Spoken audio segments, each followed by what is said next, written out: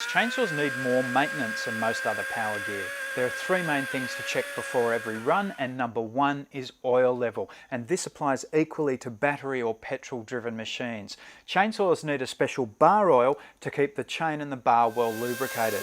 Without it, the chain will quickly overheat and jam, damaging your machine. So check the bar oil reservoir and top it up with a quality bar oil. Number two is chain tension. You want the chain just right. A little bit of play, but not too much, but not too tight either. Check out the manual for your particular saw and then adjust the chain based on the recommendations in there. The rough rule of thumb is to have a little give, but the drive links beneath the cutting edge should remain well in the bar groove.